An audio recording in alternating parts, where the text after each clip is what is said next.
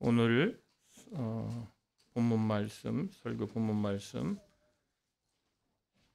제가 봉독해 드립니다. 히브리서 13장 11절에서 16절 말씀입니다. 히브리서 13장 11절에서 16절 말씀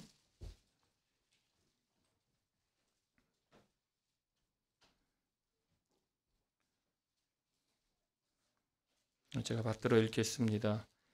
이는 죄를 위한 짐승의 피는 대제사장이 가지고 성소에 들어가고 그 육체는 영문 밖에서 불사름이라.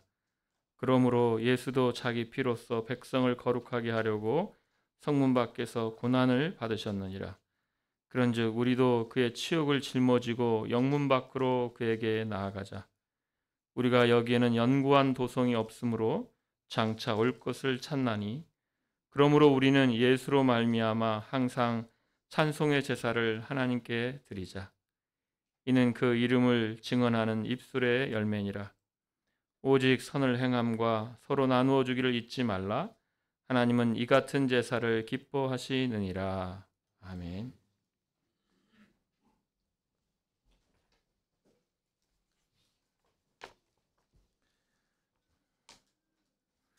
네, 히브리서 저희가 살피고 있는데 이제 결론 부분에 계속 있습니다.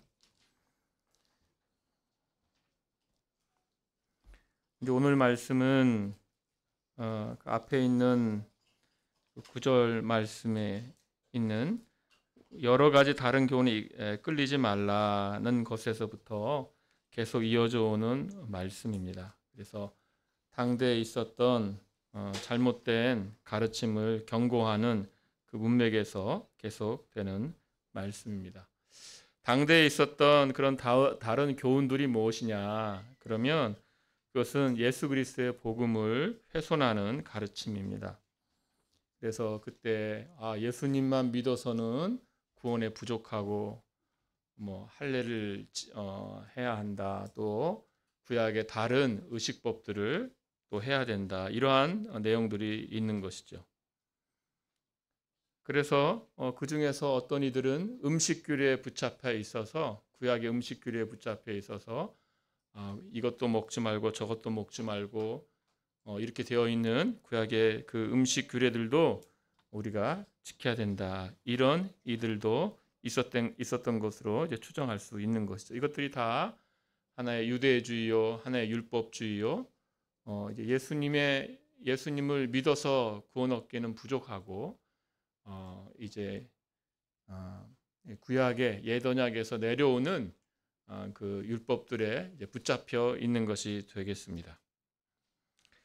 그래서 그런 율법에 붙들려 있을 때, 이런 음식 규례에 붙들려 있을 때 그 마음이 견고하게 되는 것은 아닌가. 9절 보면 여러 가지 다른 교훈에 끌리지 말라. 마음은 은혜로서 굳게 함이 아름답고 음식으로서 할 것이 아니니. 그래서 마음은 은혜로서 굳게 함이 아름답다. 음식으로서 하는 것은 아니다. 그래서 마음을 이렇게 견고하게 하는데 이런 율법 규례에 의지하여서 마음을 견고하게 하려는 그런 시도들이 있었다는 것이죠. 우리가 율법주의를 의지하게 되면 그것을 의지하면서 마음을 견고하게 하려는 그런 우리가 유혹을 받을 수 있습니다.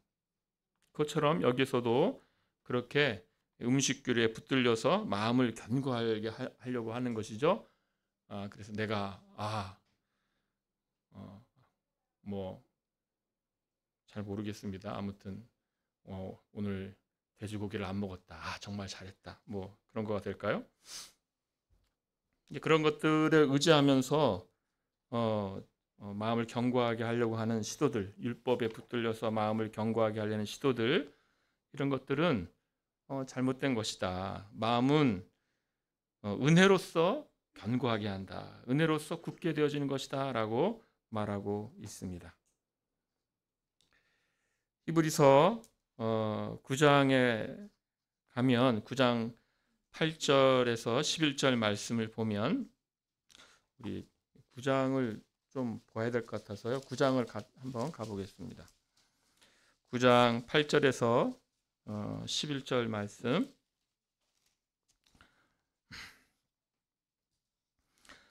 지난번에도 한번 살폈던 말씀이지만 또 다시 보게 되면 성령이 이로써 보이신 것은 첫 장막이 서 있을 동안에는 성소에 들어가는 길이 아직 나타나지 아니한 것이라 이 장막은 현재까지의 비유니 이에 따라 드리는 예물과 제사는 섬기는 자를 그 양심상 온전하게 할 수 없나니 이런 것은 먹고 마시는 것과 여러 가지 씻는 것과 함께 육체의 예법일 뿐이며 개혁할 때까지 맡겨둔 것이라 하였습니다. 그래서 10절에 있는 대로 먹고 마시는 것과 여러 가지 씻는 것과 여러 가지 의식 규례들, 예식 규례들이 있는 거죠. 그것들은 뭐냐? 개혁할 때까지 맡겨둔 것이라. 그래서 지금 개혁할 때를 기다리고 있는 것입니다. 근데 어떻게 되었는가? 11절 말씀 우리 같이 9장 11절 말씀 같이 읽어봅니다. 그리스도께서는 장래 좋은 일의 대제사장으로 오사 손으로 짓지 아니한 것 곧 이 창조에 속하지 아니한 더 크고 온전한 장막으로 말미암아. 그래서 그 개혁할 때까지가 언제냐? 그것은 바로 예수 그리스도께서 오실 때를 말한 것이죠. 그래서 예수 그리스도께서 더 크고 온전한 장막으로 말미암아 이렇게 개혁을 하셨습니다. 그래서 그리스도께서 성취하신 일을 말하고 있는 것이죠. 그래서 구약의 이 제사제도, 성막제도 이런 것과 함께 먹고 마시고 씻고 하는 이런 예식법들이 다 같이 함께 묶여져 있는 것인데 그것들은 개혁할 때를 기다리고 있는 것이다. 그것은 다 예표이다. 개혁할 때를 기다린 예표이다. 그 예표는 무엇인가? 예수님께서 오셔서 크고 온전한 장막을 세우는 것이다. 하는 것입니다. 그래서 예수님께서 오셔서 이 개혁할 때를 기다리고 있는 구약의 이 성막 그리고 제사제도와 씻고 먹고 마시는 그 모든 것을 성취하신 것입니다. 구약의 제사제도가 예표라는 것을 히브리서 10장 1절에 율법은 장차 올 좋은 일의 그림자일 뿐이요 참 형상이 아니므로 해마다 늘 드리는 같은 제사로는 나오는 자들을 언제나 온전하게 할 수 없느니라고 하여서 좋은 일의 장차 올 좋은 일의 그림자다. 참 형상이 아니다라고 하였습니다. 황소와 염소의 피가 죄를 없이 하지 못한다고 그랬습니다. 그래서 해마다 속죄를 정하여 제사를 드려야 했다는 것이죠. 그래서 그 자체가 불완전함을 드러낸 것입니다. 이 불완전함에 대하여 10장 11절에 제사장마다 매일 서서 섬기며 자주 같은 제사를 드리되 이 제사는 언제나 죄를 없게 하지 못하거니와. 그래서 죄를 없애지 못하는 그 제사이기 때문에 매일매일 해야 했던 것이죠. 그리고 이제 10장 9절에 첫째 것을 폐하심은 둘째 것을 세우려 하심이라. 그래서 이제 첫째 것이라는 것은 구약의 이 제사제도인 것이 이것을 폐했다. 왜 폐한 것이냐? 둘째 것을 세우려고 첫째 것을 폐했다. 그래서 온전한 장막이 세워짐으로써 첫 번째 세워진 그 장막은 없어지는 것이고 첫째 것을 폐하지고 둘째 것이 세워지는 것이고 라는 것입니다. 그러니까 이제 온전한 장막이 세워졌는데 둘째가 세워졌는데 첫째는 폐해져야 되는 것인데 폐하지 않고 온전히 성취되었는데도 여전히 첫째 것에 매여 있다면 그것은 잘못된 것이기 때문에 지금 13장에서 여러 가지 다른 교훈에 끌리지 말아라 이렇게 권면하고 있는 것이죠.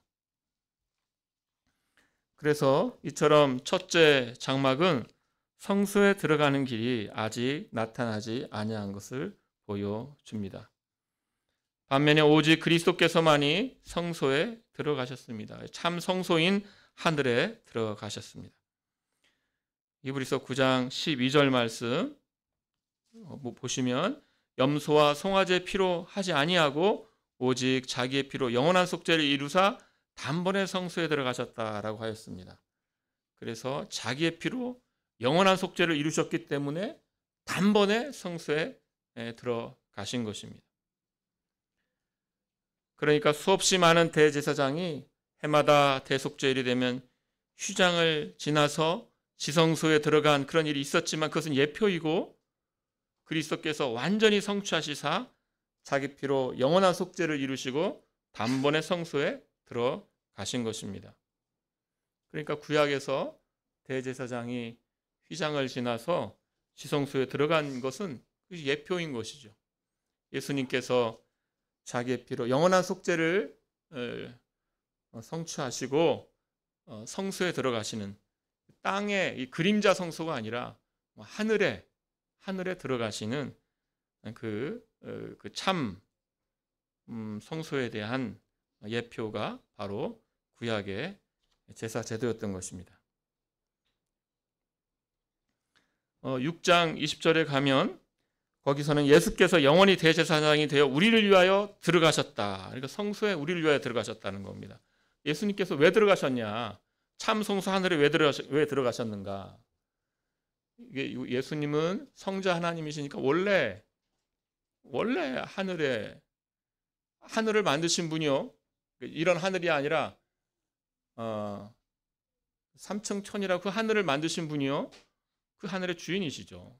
지금 하늘에 올라가셨다는 것은 인성을 취하신, 오늘 우리 성육신 하신, 아침에 들었던 성육신 하신, 피조물의 본성을 자기의 본성으로 취하신 그 성자 하나님께서 그가 하늘에 올라가신 것이죠.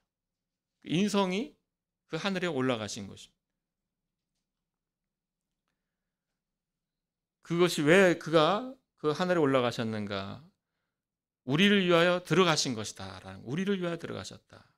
그리고 우리의 소망도 바로 거기에 있다라고 말합니다. 그래서 우리가 이 소망을 가지고 있는 것은 영혼의 닷 같아서 튼튼하고 견고하여 휘장 안에 들어가나니라고 하였습니다. 예수님께서 참 성소인 하늘에 들어가셨는데 하늘에 들어가셨다. 그러니까 이 성막제도에 있는 지성소와 거기에 있는 언약궤와 시은소, 은혜의 보좌라고 하는 것, 거기서 하나님께서 내가 너를 만나리라 하신 그곳, 그것은 그림자였고 정말 저 하늘이 이제 실체인데 거기에 들어가시는 거예요. 예수님께서 들어가시고 놀랍게도 이렇게 말씀합니다. 우리 앞서 들어가셨다. 우리 앞서 들어가. 무슨 말입니까? 마치 우리가 이제 들어오기를 기다리는 것처럼 우리 앞서 들어가셨다라고 말합니다. 그리고 우리의 소망이 거기 지금 들어가고 있다라고 말합니다. 왜냐하면 우리도 지금 거기에 들어가고 있기 때문에 우리가 들어가고 있다라고 말하는 것입니다. 사실 이 내용들은 우리가 히브리서 보면서 다 살폈던 내용인데 다시 이렇게 정리하여 살펴보았습니다. 이것은 오늘 이제 나오는 장막이라는 표현과 또 다른 내용들이 있기 때문에 그것을 또 생각하려면 이 내용들이 필요하기 때문에 다시 이렇게 한번 정리해 보았습니다. 히브리서는 구약의 성막제도와 제사제도를 가지고 와서 오고 올 그 성취될 것으로서 말하면서 그것을 비유로 설명하고 있습니다. 우리가 아까 보았던 9장 8절 보시면 성령이 이로써 보이신 것은 첫 장막이 서 있을 동안에는 성소에 들어가는 길이 아직 나타나지 아니한 것이라고 갑자기 첫 장막을 말하고 있습니다. 첫 장막.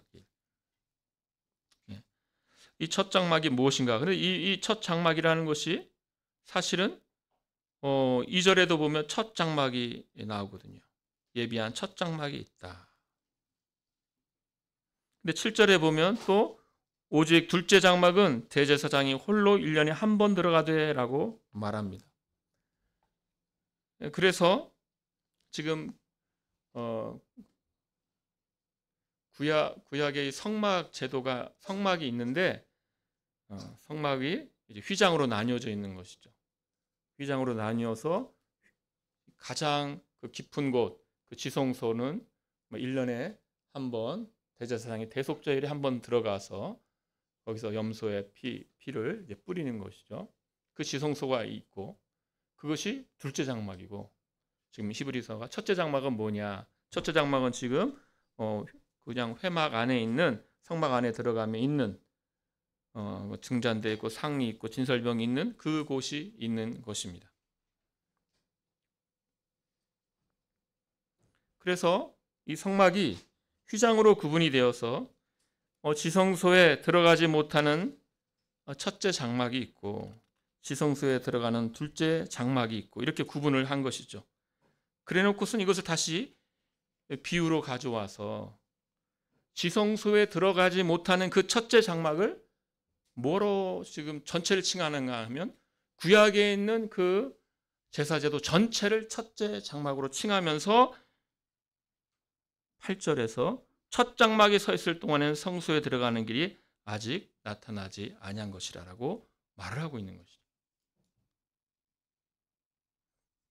그러니까 지금 구약의 그 성막에서 휘장으로 가로막아서 지성소에 들어가는 그 둘째 장막, 들어가지 못하는 첫째 장막이 있는데 들어가지 못하는 그 첫째 장막이 마치 구약의 제사제도 전체인 것처럼 그렇게 칭하면서 첫째 장막이라 이렇게 칭한 것입니다. 그래서 이 첫째 장막은 이제 11절에 나오는 더 크고 온전한 장막과 대응하게 되는 것이죠. 그래서 구약의 제사 제도는 실제로는 참성소에 들어가지 못하는 첫째 장막과도 같은 것이다. 예수님께서는 더 온전하신 장막, 정말 우리를 하나님께로 인도하는, 하나님을 정말 만나게 하는 그 성소에 우리를 데리고 들어가신다라는 것입니다.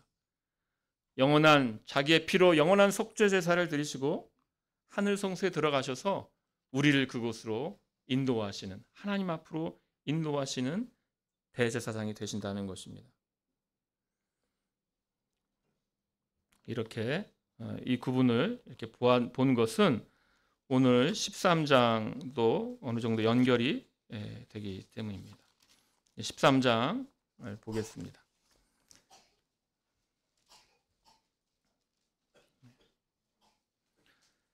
13장 11절 말씀에 이는 죄를 위한 짐승의 피는 대제사장이 가지고 성소에 들어가고 그 육체는 영문 밖에서 불사름이라고 하였습니다. 이것은 아까 우리가 본 그 장막 비유를 생각하면서 전체를 생각해야 되는데 10절에 보면 우리에게 제단이 있는데 라고 말합니다. 우리에게 제단이 있는데 우리에게 있는 제단은 사실 우리는 더 이상 구약에 속한 사람들이 아니잖아요. 그런데 갑자기 우리에게 제단이 있는데 장막에서 섬기는 자들은 그 제단에서 먹을 권한이 없나니 이는 죄를 위한 짐승의 피는 대제사장이 가지고 성소에 들어가고 그 육체는 영문 밖에서 불사름이라라고 지금 우리를 갑자기 구약에 있는 제사 제도를 끌고 와서 우리에게 제단이 있다라고 말하고 있는 것입니다.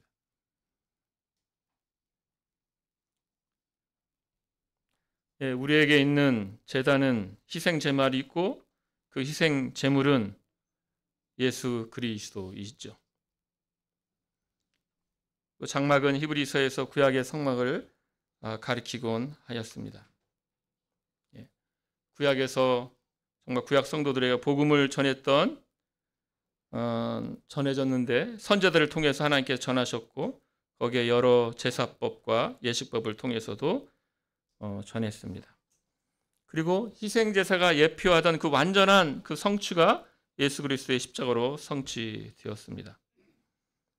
그런데도 이제 여전히 동물로 제물을 드린다면 예수님의 구속행위를 모욕하는 것이 되는 것이죠.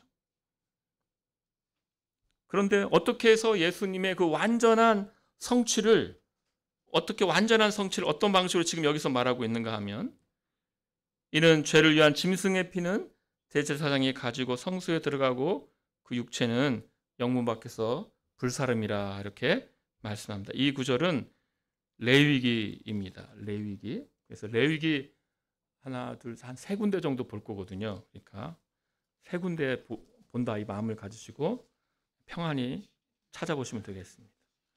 오늘은 왜 이렇게 많이 찾는가 이러지 마시고 한 세 군데 정도만 보면 됩니다. 16장 27절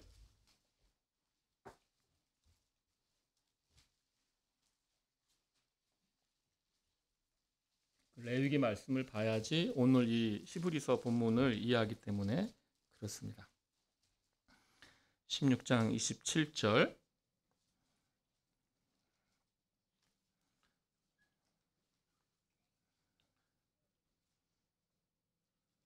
같이 한번 읽어봅니다.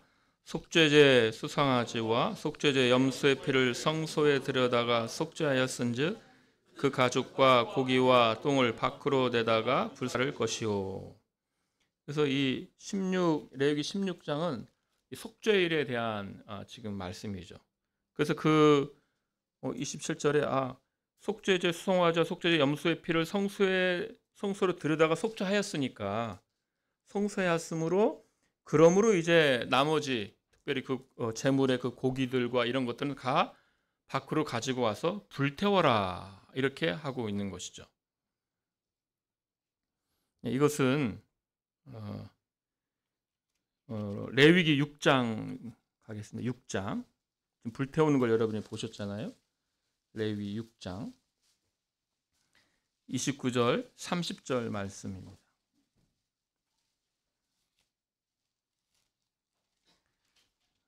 29절 30절 말씀 같이 읽어봅니다. 제사장인 남자는 모두 그것을 먹을지니 그것은 지극히 거룩하니라. 그러나 피를 가지고 회막에 들어가 성소에서 속죄하게 한 속죄제 제물의 고기는 먹지 못할지니 불사를 지니라. 그래서 이게 지금 29절에 먹으라고 했잖아요. 먹는 것은 지금 이 속죄제를 드리는 규례인데 24절부터 그래서 속죄제는 이렇게 해라 하면서 26절에 보시면 죄를 위하여 제사 드리는 제사장이 그것을 먹되라고 했어요. 그러니까 먹는 거예요. 그걸 먹어야 됩니다. 먹는 것이어서 29절에 그를 다 먹어야 된다. 그런데 30절에 피를 가지고 회막에 들어가서 성소에서 속죄하게 한 그 제물의 고기는 먹지 못하고 불살라야 된다는 거죠. 그래서 아까 우리가 16장 27절에서 아까 보셨는데 그 대속죄일에 있었던 그 속죄 제물은 다 가지고 나서 밖에서 불살랐죠. 왜냐하면 그 피가 지성소에 들어갔기 때문에 이제 그 고기는 밖에 나와서 불살라야 한다는 것입니다.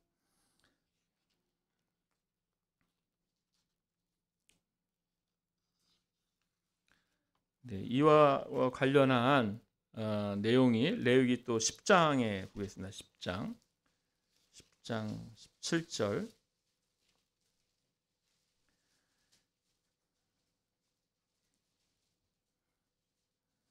요 내용은 그 아론의 그 두 아들이죠. 나답과 아비후가 다른 불을 피웠죠. 다른 향 불을 피워서 죽었습니다. 그때에 일어난 일인데 17절에 이 속죄 제물은 지극히 거룩하거늘 너희가 어찌하여 거룩한 곳에서 먹지 아니하였느냐.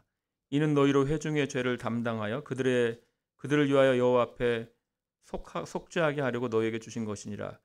그리고 18절 말씀 같이 읽습니다.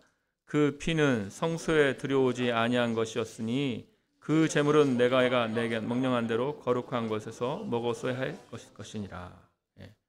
그래서 피가 그러니까 속죄제를 드렸는데 피가 성소에 들어오지 않은 것과 들어오지 않았을 경우에는 먹는 것이고 피가 성소에 들어오면 불살라야 되는 것입니다. 그런데 아론은 피가 성소에 들어가지 않은 속죄제였는데 먹었어야 되는 거죠. 근데 먹지 않고 불을 태웠어요. 그래서 모세가 지금 화를 낸 것이죠.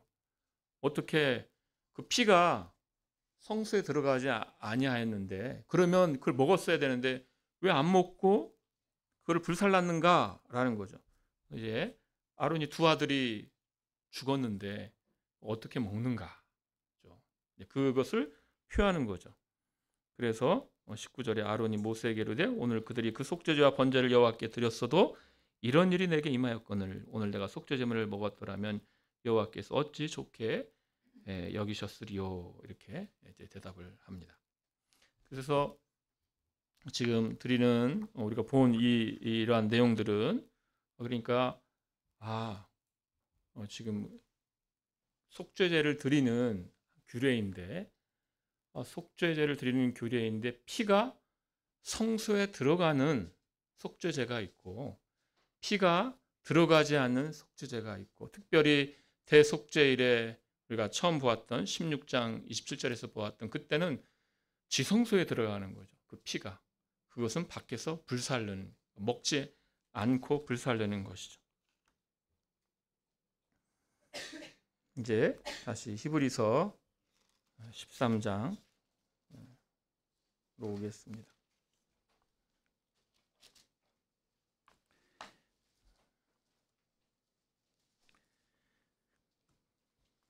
히브리서는 우리가 아까 9장에서 본 대로 첫째 장막과 둘째 장막의 구약 제사 제도를 그리스도께서 자기 피로 참 성소에 들어가는 완전하고 영원한 속죄제를 드리셨다는 것을 이제 표현하면서 이 첫째 구약의 제사 전체를 그 휘장 안으로 들어가지 못하는 첫째 장막과 같은 것으로 표현을 하고 있는 것이죠.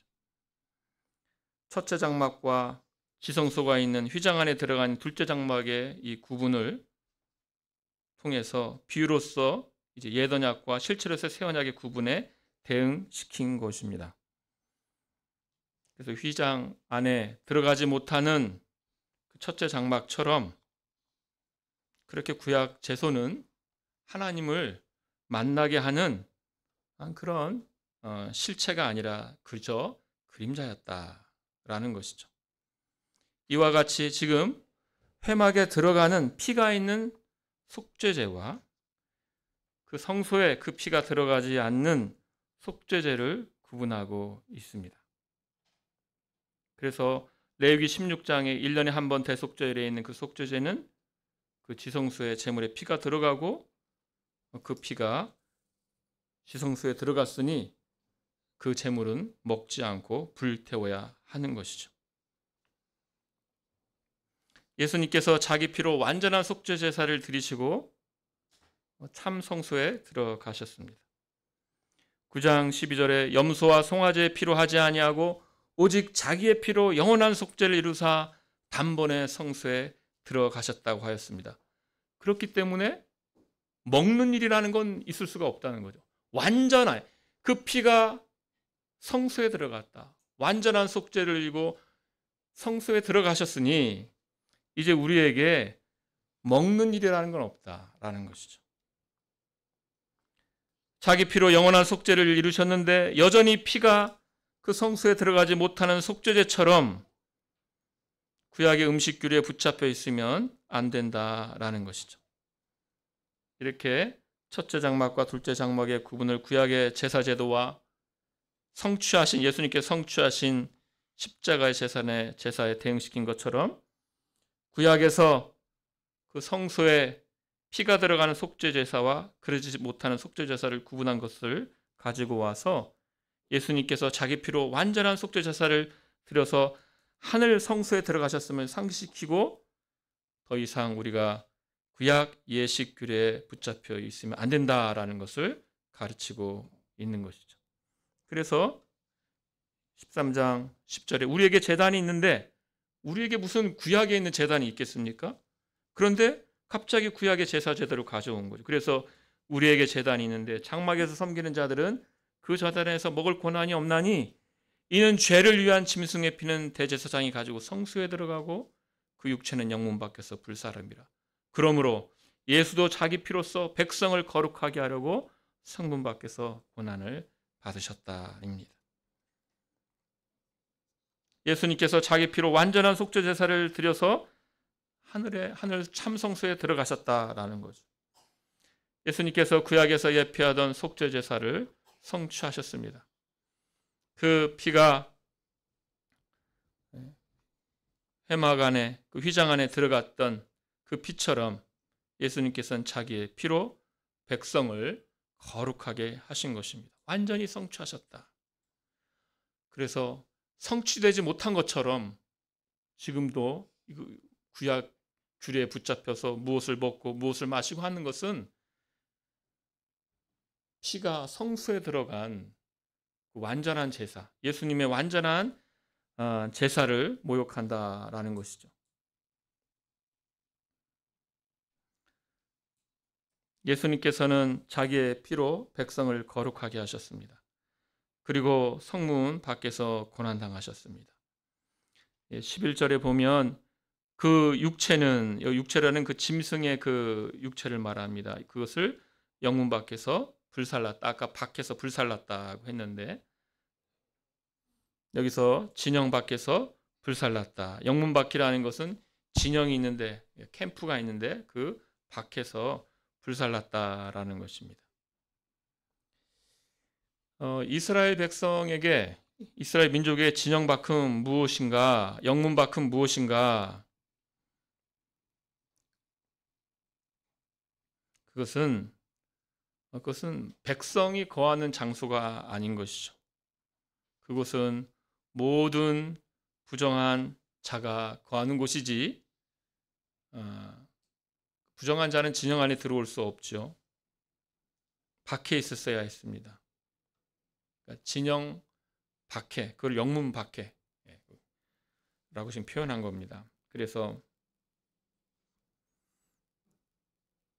부정한 자들, 그래서 문둥병자들, 부정한 자로서 진영 안에 들어오지 못하고 진영 밖에 있어야 했습니다. 그래서 그 백성에 속하지 않은 자처럼, 진 밖으로 쫓겨나서 백성 중에 거하지 않는 자처럼 지내야 했던 것이죠. 그래서 그 백성과 단절된 자로서, 하나님과 단절된 자처럼 그 진영 밖에, 영문 밖에 있어야 하는 것입니다. 그래서 이 진영 밖은, 영문 밖은 괴로운 곳이요 고통의 장소인 것입니다.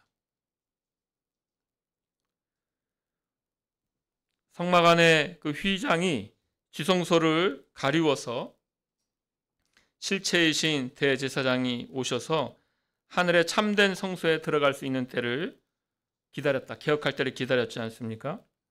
회막에 들어오신 그 피, 성소에 들어오신 피, 들어온 피, 대속죄의 지성소에 들어온 그 피는 지금 무엇을 예표하는 겁니까? 실체이신 그리스도의 그 피를 예표하는 것이죠. 예수님은 십자가에서 완전한 희생제사를 드리셨습니다. 그리고 그 길은 고난의 길이었습니다. 고난의 길. 부정한 자들이 진영 밖에 있었던 것처럼, 나는 부정하다 부정하다 그걸 외치는 자들이 진영 밖에 있었던 것처럼, 이 땅에 살았던 어떤 누구보다도 가장 의로우셨던 분, 정말 유일한 참된 의인이셨던 예수님께서 죄인처럼 취급당하시고 성문 밖으로 끌어내주셔서 십자가에서 죽으셨습니다.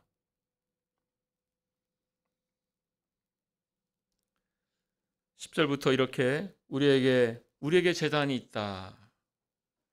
그래서 우리에게 있는 제단, 우리가 가진 그 제물이 얼마나 완전한 제물인가 소개하였습니다. 그래서 이 피는 완전한 속죄를 이루신 그 피이기 때문에 더 이상 구약에 머물러선 안 된다라는 것이죠. 예수 그리스도께서 완전한 속죄를 이루시고 참 성소에 들어가셨습니다. 그런데 그것은 고난과 함께 이루신 속죄였습니다. 그래서 성문 밖에서 고난을 받으셨다라고 하는 것입니다.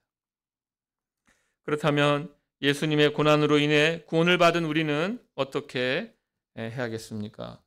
예수님의 고난으로 인해 이 큰 구원을 받은 우리는 어떻게 살아야 되겠습니까? 오늘 본문에서 이 세 가지 정도, 우리의 삶의 자세를 세 가지 정도를 생각할 수 있는데, 첫 번째로는 이 땅에 대하여 우리가 어떤 자세를 취해야 되는가라는 것이죠. 13절에 이렇게 권면합니다. 그런즉 우리도 그의 치욕을 짊어지고 영문 밖으로 그에게 나아가자, 이렇게 권합니다. 예수님을 믿는다는 것이 무엇인가? 예수님을 믿는다는 것은 이 히브리서에서 너무나도 복된 표현들로 우리에게 말씀합니다. 은혜의 보좌 앞에 담대히 나아가라. 얼마나 우리에게 위로가 되는, 힘이 되는 말씀입니까? 또 우리가 다다른 곳은 두려운 산, 저주의 산이 아니라 쉬운 산이다, 이렇게 말씀해 줍니다. 그런데 오늘 여기에서 그의 치욕을 짊어지고 영문 밖으로 그에게 나아가자, 이 말씀을 하고 있습니다. 영문 밖으로 나아가자. 영문 밖이라는 건 아까 말씀드린 것처럼 진영 바퀴요, 그 공동체에서 완전히 찍혀서 버림을 당하는 게 영문 바퀴입니다. 진영 바퀴입니다. 예수님께서 죄인 취급을 받으셔서 성문 밖으로 끌어내지시고 거기서 고난을 받았는데, 그처럼 우리도 이제 영문 밖으로 나아가서 고난받아야 한다라고 말하고 있는 것입니다. 그리스도에게 나아가는 길이 어떤 길이냐? 고난을 받는 길이요. 그리스도에게 나아가는 길은 치욕을 짊어지고 나아가는 길이요. 그리스도에게 나아가는 길은 진영을 떠나는 그런 길이다라는 것입니다. 신자의 삶은 고난의 삶입니다. 로마서 8장 17절 말씀에 자녀이면 또한 상속자 곧 하나님의 상속자요 그리스도와 함께한 상속자니 우리가 그와 함께 영광을 받기 위하여 고난도 함께 받아야 할 것이니라고 하였습니다. 영광을 받기 위하여 고난도 함께 받아야 한다. 그래서 영광을, 내가 이렇게 고난이란 대가를 치렀으니 영광을 받겠구나. 영광을 받으려면 고난을 대가를 치러야겠구나. 근데 뭐 그렇게 생각할 수도 있겠지만 우리 예수님 믿는 사람들은 다 영광을 받을 거 아닙니까? 예수님과 함께 그리스도 함께한 상속자여서 영광을 받을 거 아닙니까? 그렇다면 당연히 뭐가 따라온다는 겁니까? 그렇다면 고난받는 것도 정해져 있는 것이, 영광받는 것이 정해져 있듯이 고난받는 것도 정해져 있다라는 것입니다. 내가 예수님을 믿는데 나는 고난을 하나도 안 받고 예수님 믿어야겠다. 굉장히 어려운 일입니다.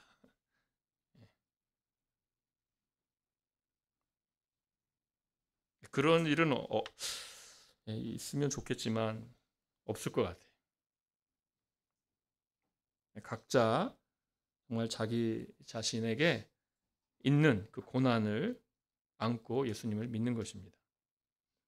사람들이 예수님을 성문 밖으로 끌어낸 것처럼 또 예수님을 믿는 자들도 성문 밖으로 끌어냄을 당할 것입니다. 사람들은 예수님을, 의인이신 예수님을 죄인으로 만들어서 십자가 처형이라는 그 당시에 가장 치욕스러운 처형인 십자가 처형이라는 형벌을 가한 것처럼 예수 믿는 자들을 그렇게 취급할 것입니다. 예수 믿는 자들은 그러한 일들을 이 교회사에서 수없이 많이 당해 온 것입니다. 그렇다면 여기에 있는 영문 밖이라는 이 영문 밖에서의 이 진영은 어떤 진영을 말하겠습니까? 원래 영문 밖에서 불살랐을 때 그 영문이라는 것은 이스라엘의 그 민족의 그 진영을 말한 거겠지만, 그러나 이제 여기서 영문 밖이라는 것은 그리스도를 거부하는 공동체요, 그리스도를 거부하는 가치관이요, 그리스도를 거부하는 세계관입니다. 그 진영을 우리는 떠날 수밖에 없고 떠나야 된다는 것이죠. 그리스도를 거부하는 그 체계를 우리는 떠나는, 그 밖으로 나아가야 되는 것이고, 그 밖으로 나아가는 것은 쉬운 일이 아니고 고난이기 때문에, 그것은 예수 그리스도의 그 모욕을 짊어지고 치욕을 짊어지는 길이기 때문에 그렇게 치욕을 짊어지면서 그 진영을 떠나는 것이다 라고 표현하고 있는 것이죠.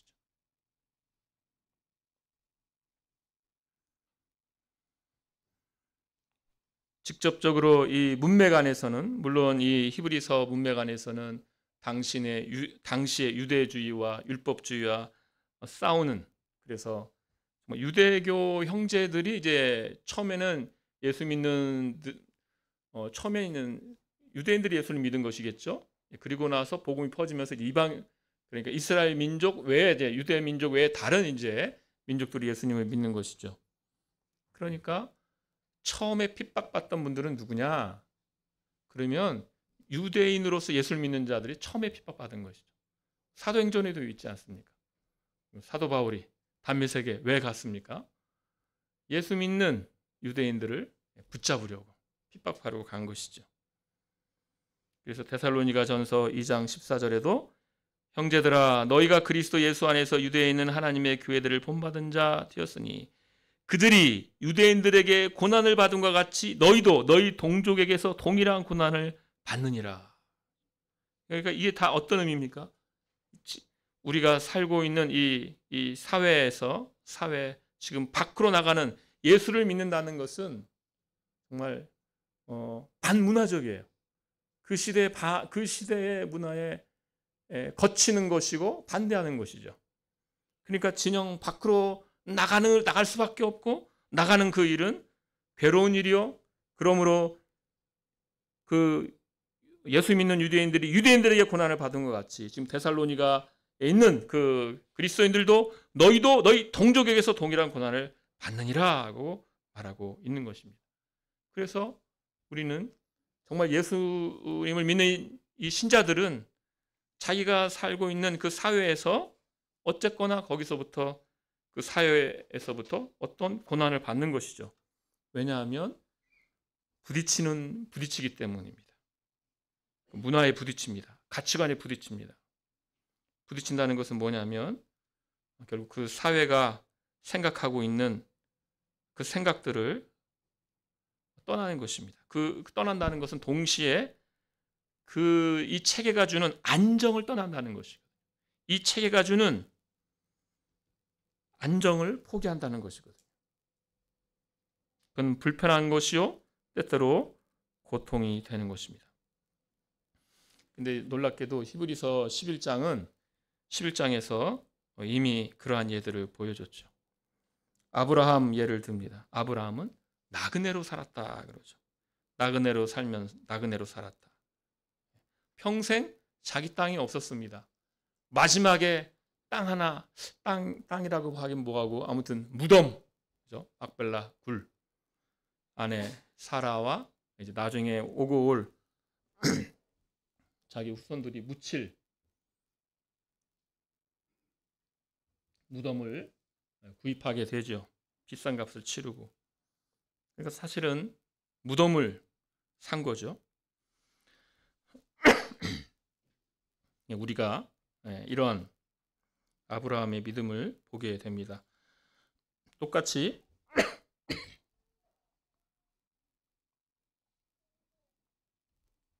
누구도 있냐면 모세도 있습니다. 모세도 11장 26절에 보면 그리스도를 위하여 받는 수모를 애굽의 모든 보화보다 더 큰 재물로 여겼으니 이는 상주심을 바라봄이라고 하였습니다. 그래서 그리스도를 위하여 받는 수모, 여기서 수모라고 그랬고 13장에는 치욕이라고 그러는데 같은 헬라어 단어거든요. 그러니까 지금 모세가 이미 우리 앞서서 그리스도를 위하여 치욕을 받았다라는 것이죠. 사도행전에 사도들이 복음을 전하다가 채찍을 맞는 장면이 있죠. 그런데 채찍을 맞는 사도들이 오히려 기뻐했다고 합니다. 그 이름을 위하여 능력받는 일에 합당한 자로 여기심을 기뻐했다라고 했습니다. 얼마나 큰 믿음입니까? 영문 밖으로 나아가는 것, 이 세계가 지금 추구하는 지금 유대인들로서 예수 믿는 그들이 유대인들에게 받고 데살로니가 있는 성도들이 바로 자기의 종족들에게 또 박해받고 예수 믿는 우리 시대 예수 믿는 이들은 바로 이 사회 이 체계가 주는 이 체계 속에서 그것을 거슬러서 살기 때문에 거기서 또 오는 고난이 당연히 있는 것이죠. 이 체계가 주는 안정이 있는데 이 가치관과 그 세계관과 그 체계와 그 질서와 그 문화와 결별 영문 밖으로 나아가는 것이니까 결별해야 된다는 것이죠. 이것이 그리스도를 따르는 길이라는 것입니다. 그 근거로서 14절에서 우리가 여기에는 영구한 도성이 없으므로 장차 올 것을 찾는다라고 말합니다. 그래서 여기에는 영구한 도성이 없다. 그래서 진영 밖으로 나아가는 것, 이건 영구한 도성이 아니니까, 영구한 나라가 아니니까 진영 밖으로 나아가는 것, 담대히 나아갈 수 있다는 것입니다. 우리는 여기 잠시 머물다가 떠나는 것이지요. 예수님께서 우리를 위하여 성문 밖에서 고난을 받으셨다면 예수님으로 인하여 큰 구원을 받은 우리는 어떻게 살아야 되는가? 이 땅에 속하지 않은 자로서, 영문 밖으로 나아가는 자로서, 이 진영을 떠나는 자로서 이 세계가 추구하는 그 지향성과 가치관을 떠나는 자로서 우리는 살아야 되는 것입니다.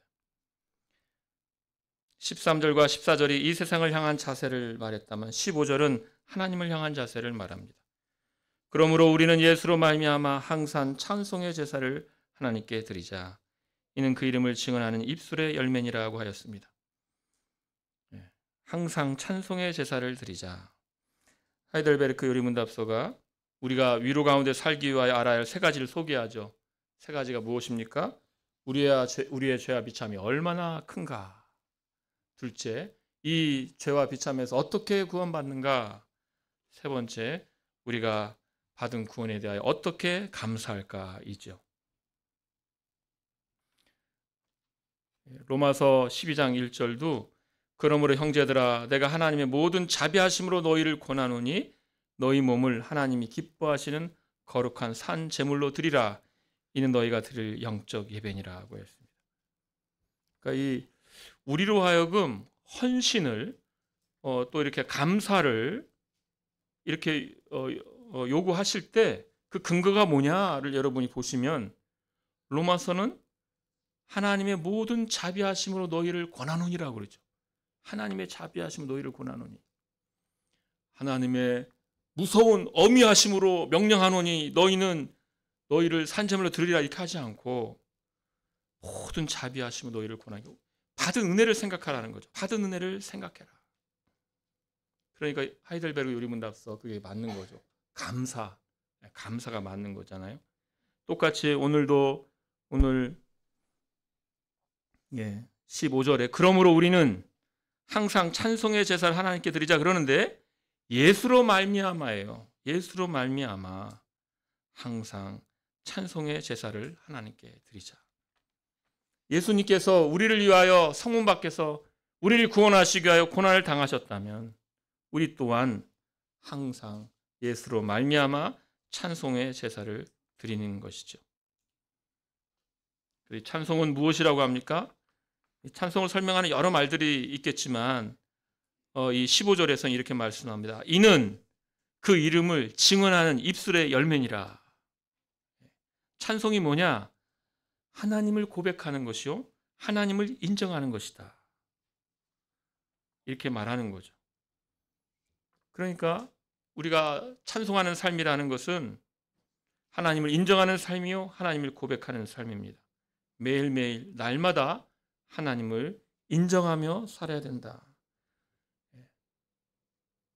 예수님께서 나를 이렇게 구원하셨다면 우리가 그 은혜에 감사하며 우리를 구원하신 하나님을 고백하고 찬송할 수밖에 없고 인정할 수밖에 없는 것이죠.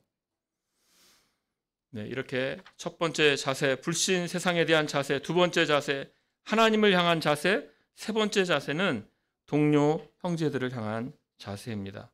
그래서 16절에 오직 선을 행함과 서로 나누어 주기를 잊지 말라. 하나님은 이 같은 제사를 기뻐하시니라. 그래서 15절에서는 찬송의 제사, 16절에서는 이 같은 제사예요. 이 같은 제사가 뭐냐면 형제들을 사랑하는 그 자세이죠.